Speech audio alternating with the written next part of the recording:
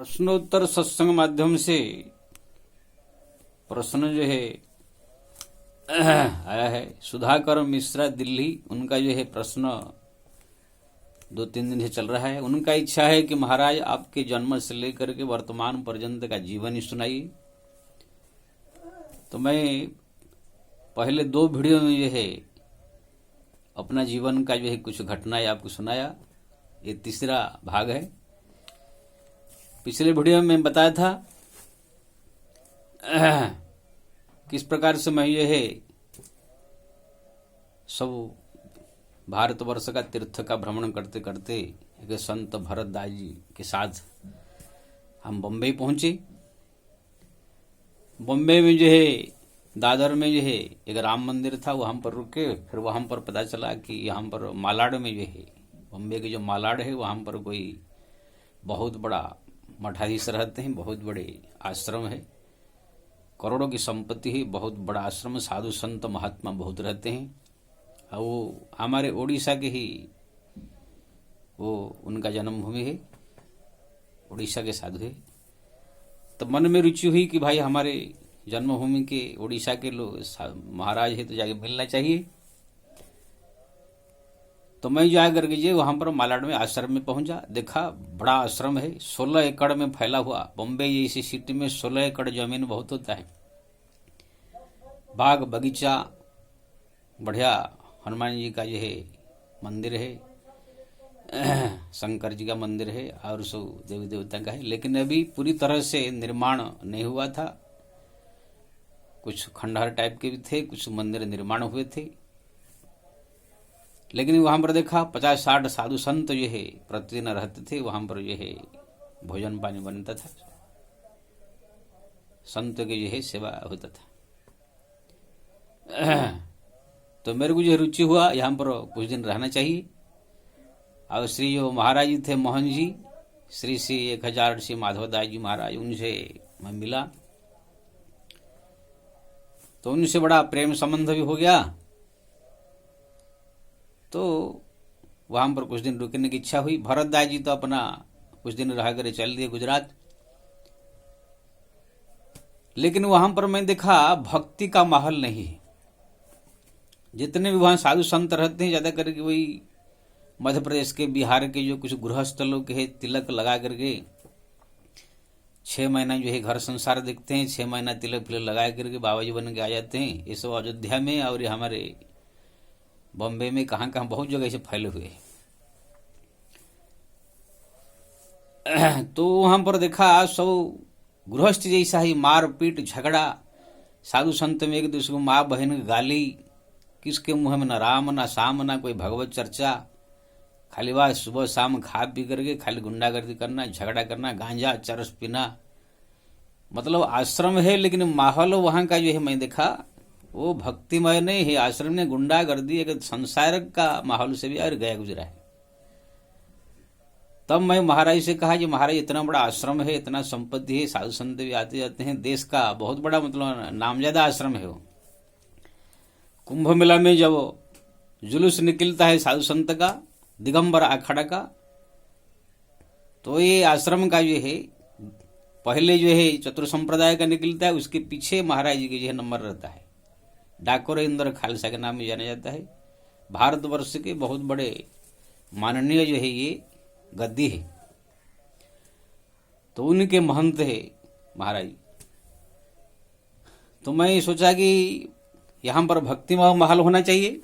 तो जब कहा तो उन्होंने कहा भाई कैसे भक्तिमय माहौल होगा, साधु ऐसे ही सब है, कोई तो ज्ञानी विद्वान ऐसे है नहीं, कैसे किया जाए। मैंने कहा महाराज आपकी आज्ञा हो तो मैं राम कथा भागवत कथा चालू करूं। तो उसने कहा, महाराज ने कहा ठीक है। तो वहां पर और कुछ संतों का ही मत हुआ, बड़ा अच्छा माहौल बना। वहां पर जो है राम कथा सत्संग चालू कर दिया मैं। कुछ तो अपने भगवत कृपा से अपना ज्ञान था ही, कुछ और संतों के मुख से सुना था, कुछ संगीत का ज्ञान भी मेरे को था। गांव से ही जो अपने गांव में सो मैं बताया था, मैं कीर्तन मंडली था, वहां पर हारमोनियम बजाना, ढोलक बजाना, मजरा बजाना, ये सब संगीत का ज्ञान था। संगीत बजा करके रामायण का चौपाई गा करके मैंने सत्संग चालू किया। पहले तो कुछ संत लोगों कुछ भक्त लोग सुने, धीरे धीरे धीरे लोगों को जैसे मालूम पड़ा बॉम्बे जैसी सिटी है, बड़ा आश्रम है, हजारों लोग दर्शन करने आते हैं। अब धीरे धीरे लोगों का संख्या इतना बढ़ने लगा कि मंदिर का माहौल ही बदल गया। सब लोग को जो है खुश हो गए कि महाराज जो है आगे बड़ा अच्छा है, भक्ति में माहौल हो गया एकदम। और जो है मंदिर का विकास होने लगा, मंदिर का उन्नति होने लगा, बहुत सारे लोग जो है मंदिर में आने लगे। और मेरा भी सत्संग करने का जो है अभ्यास वहां पर विशेष रूप में बना। ऐसे मैं पहले भी सत्संग कर चुका। तो पहला मेरा सत्संग मात्र 12 साल की उम्र में जगन्नाथपुरी के जो सिंह द्वार के सामने मैंने किया था। उसके बाद जो है बाबा जी बनने के बाद जो गांव गया था 6 महीना, वहां भी सत्संग किया था गांव में। रामलीला में जब था मैं, तो वहां पर भी मंच पर कभी कभी सत्संग करता था। ऐसा हमारा अभ्यास था। लेकिन उस सीरियल से एकदम 1 साल तक लगातार यही तपोवन मंदिर जो बॉम्बे के मालाड में मैंने प्रारंभ किया। वहां पर बड़ा जो है भक्ति में माहौल बन गया। जब 90 में पहुंचा था, जब 90 पूरा होने लगा, तो मैंने सोचा महाराज 1 साल हो गया यहाँ पर सत्संग करते करते, और आपकी आज्ञा हो तो मैं जा करके थोड़ा घूम टहल के थोड़ा, कि ना मेरा बहुत रुचि है तीर्थों का भ्रमण करने का। भगवान के जो धाम है, जगन्नाथपुरी है, बद्रीनाथ है, केदारनाथ है, गंगोत्री, यमुनोत्री, अयोध्या, वृंदावन, ये सब घूमने का मेरे मन में बड़ा शौक है। मेरे को साधु बने हुए 30 साल हो गया, लेकिन मैं धाम तीर्थों की यात्रा कभी नहीं छोड़ता हूं। तो आपका आज्ञा हो तो मैं कुछ दिन के लिए भ्रमण करने जाऊं। तो महाराज ने कहा और सबने कहा, बड़ा अच्छा माहौल बना था सत्संग का, फिर ये सब सुखा सुखा हो जाएगा। मैंने कहा आ जाऊंगा।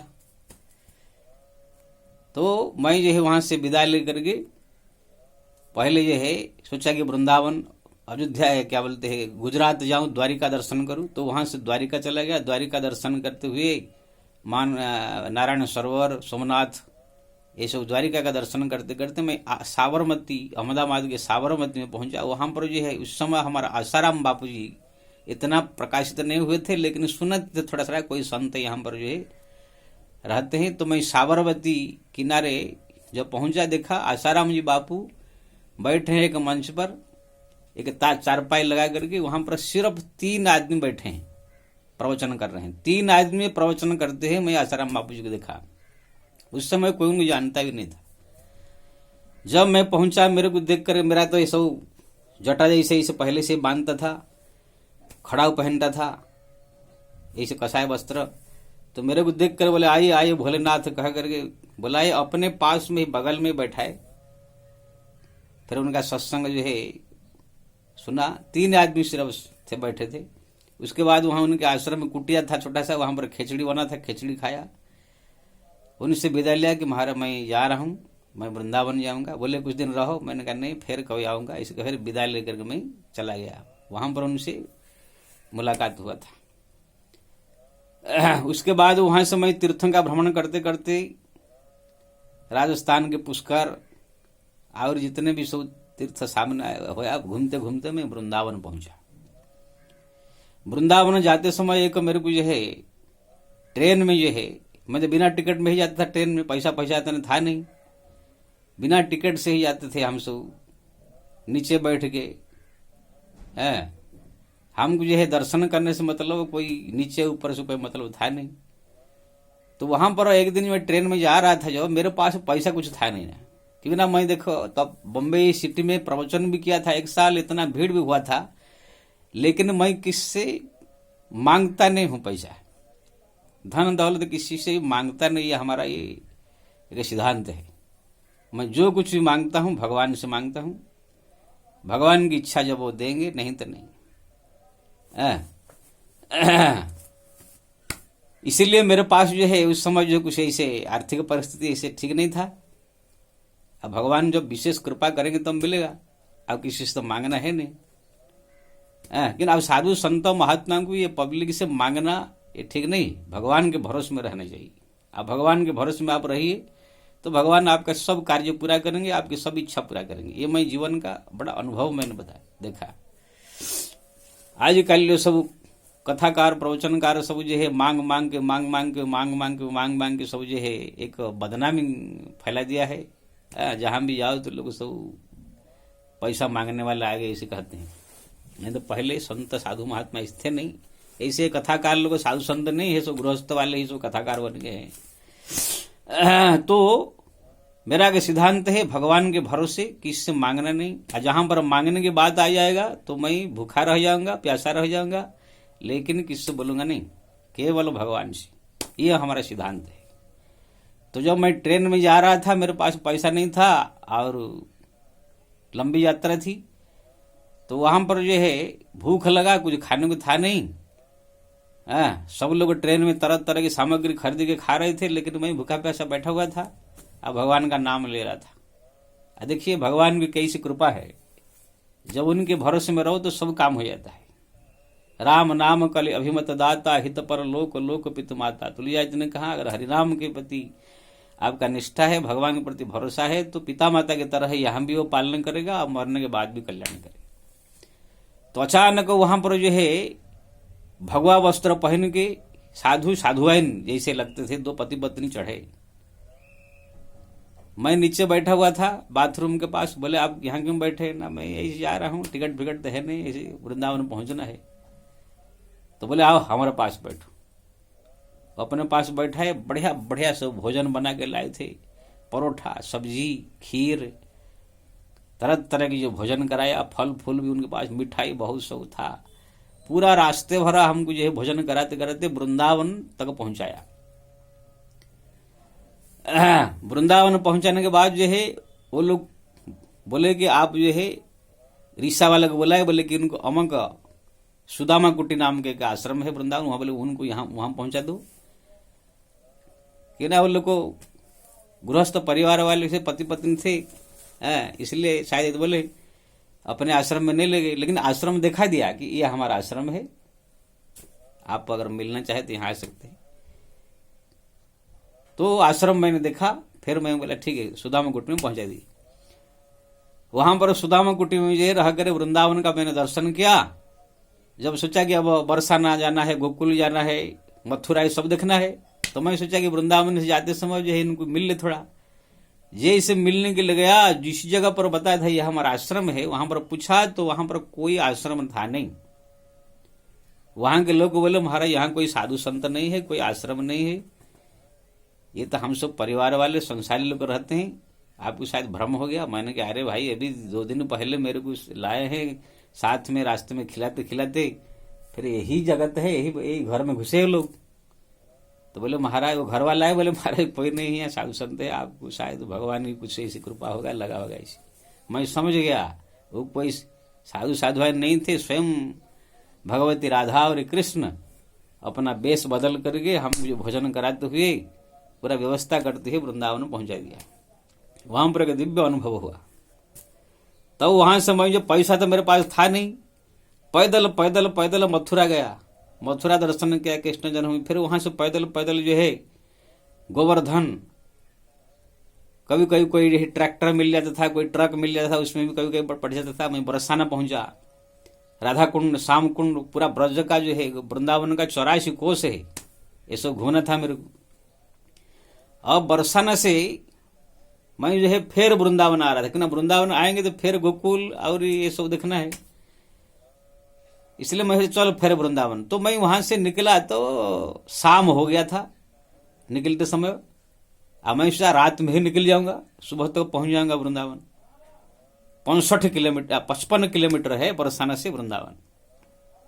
जैसे मैं रात में निकला, रास्ते में जो है गन्ना की खेती, किसान लोग सब आ रहे हैं। बोले महाराज आप कहाँ जा रहे हैं? ना मैं जा रहा हूँ वृंदावन। अरे वृंदावन 55 किलोमीटर है, रात में बहुत खतरा हो सकता है, ऐसो गन्ना की खेती है, भालू सियार ऐसो बहुत रहते हैं सब। मैंने कहा राम भरोसे निकल गया हूं तो कौन देखता है, शेर बाघ देखा जाएगा।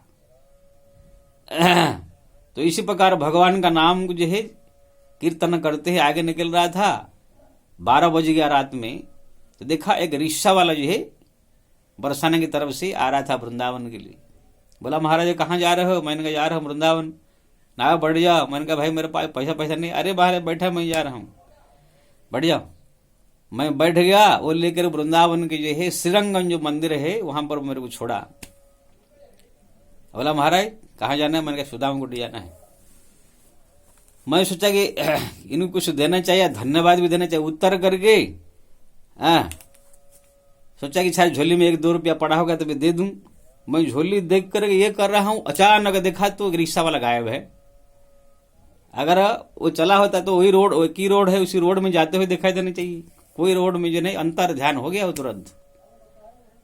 तब मैं सोचा कि ये कोई 12 बजे रात में कोई रिक्शा वाला आकर मेरे को बैठा कर वृंदावन छोड़ रहा है, अचानक अंतर ध्यान हो जा रहा है, तो ये कौन हो सकता है? तब मैं समझ गया कि वही भगवान कृष्ण, यानी वृंदावन में वर्तमान भी भगवान प्रत्यक्ष रूप में विराजमान है। जब कोई भक्त कोई मुसीबत में फंस जाते हैं तो भगवान उसको बचाते हैं। ये बड़ा दिव्य अनुभव मैं वृंदावन यात्रा में ऐसा किया। उसके बाद सुदामा कुटी में एक दिन रह करके फिर मैं सोचा कि गोकुल जाऊं। गोकुल जो है पैसा था नहीं कि रिक्शा में कोई जाओ, पैदल पैदल निकला। पहले आया फिर मथुरा, मथुरा से फिर जो है कम से कम 50 किलोमीटर है गोकुल। तो जाते जाते आधे रास्ते में फिर अंधेरा हो गया। अब भगवान का नाम लेकर के उस समय ऐसे जोश था कि जो होगा देखा जाएगा, राम भरोसे। पैदल पैदल जा रहा था। वैसे ही गन्ना की खेती, पहले बहुत गन्ना होते थे। सब लोग बोलने लगे महाराज कहाँ जा रहे हो? ये गन्ना खेती, भालू सियार बाघ भी बहुत इधर घूमते रहते हैं, हिंसरे पशु मैंने कहा जो होगा देखा जाएगा। इस प्रकार से गया। 12 जैसे 1 बजा, अंधेरी रात, हरिनाम जपते हुए आगे चला जा रहा हूं। लेकिन अचानक देखा कि उसी रोड के साइड में एक छोटा सा घर है, कुटिया, एक लंटन जल रही है। दोनों जो है पति पत्नी वहां पर बैठे हुए। अब बैठ करके जो है मेरे और जो है इशारा किया, महाराज आइए इधर आइए। मैं गया। बोले महाराज ये रात में कहाँ जा रहे हैं? ना गोकुल। अरे बहुत दूर है अभी, अब जाएंगे ठीक नहीं है, ये हिंसक जंतु बहुत रहते हैं, भालू फालू रहते हैं, आप मत जाइए, आप आज हमारे यहाँ रह जाइए। मैं भी सोचा कि सब लोग मना कर रहे हैं और ये लोग प्रेम से कह रहे तो रुक जाते हैं। मैं रुका।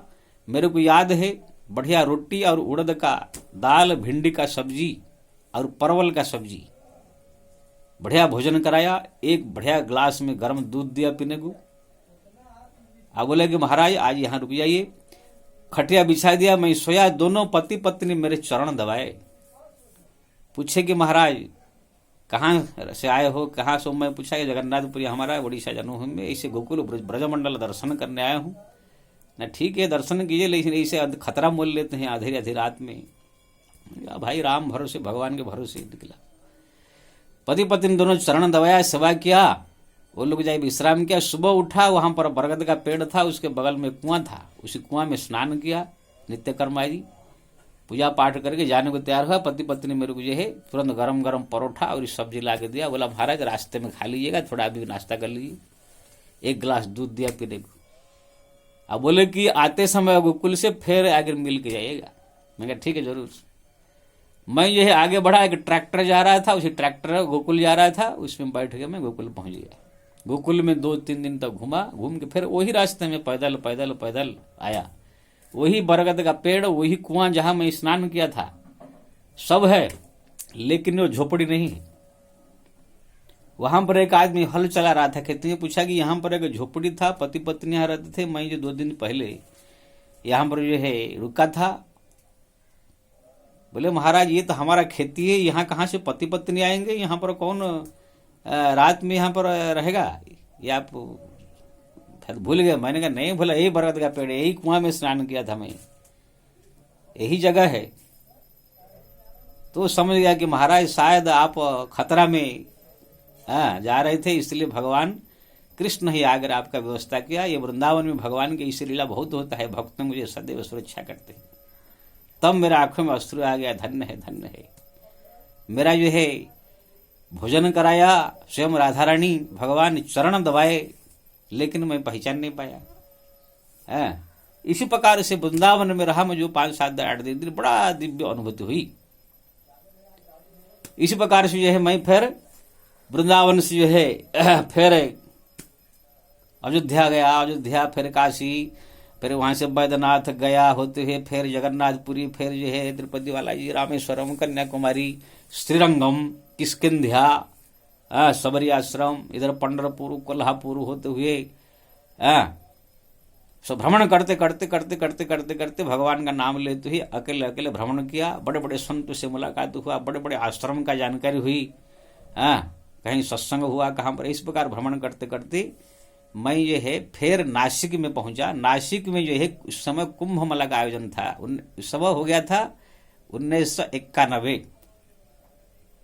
1991 तो मैं निकला था ही, 91 का जो अगस्त महीना आ गया था, अगस्त महीना 1991 अगस्त महीना में नासिक में महाकुंभ मेला का आयोजन हुआ था। अब उसी कुंभ मेला में जो पहुंचा, देखा वहां पर जो है नासिक भी दर्शन करना था सब। वहां पर जो है देखा बड़े बड़े संतों के टेंट लगे हुए हैं। जो बॉम्बे के जो महाराज, इसी बॉम्बे में मैं प्रवचन कर रहा था, उनके महाराज का भी टेंट लगा है, सब आए हुए हैं। जब मैं वहां पहुंचा सब खुश हो गए, अरे कहाँ चले गए, मैंने कहा तीर्थ भ्रमण में थोड़ा चला गया। तो वहां पर जो है मैं नासिक कुंभ में जो है 15-20 दिन तक रहा। फिर महाराज जी ने कहा कि फिर चलो बम्बई, वहां पर फिर सत्संग चालू करो। कुछ संत ने कहा कि महाराज से तुम विभूति का दीक्षा ले लो, कि ना हमारा संत में पहले दीक्षा मंत्र लेते हैं, उसके बाद एक विभूति दीक्षा लिया जाता है। यानी विभूति दीक्षा मतलब शरीर में पूरा राख लगा करके, जटा में शरीर में पूरा राख लगाएंगे, राख लगा करके फिर जो है धुनी चारों तरफ कंडी जला करके बीच में जो है धुनी बैठ कर माला जप करेंगे। इस प्रकार इसको दीक्षा लिया जाता है। और नाम भी आ जाता है, जो गोवर्धन दास महाराज था, अब गोवर्धन दास महाराज महात्यागी, इस प्रकार नाम हो गया। तो मैं भी जो है महाराज से कहा करके उनसे जो है विभूति का दीक्षा लिया। इस प्रकार से तपोवन के भी मैं आश्रम का एक प्रकार से शिष्य हो गया।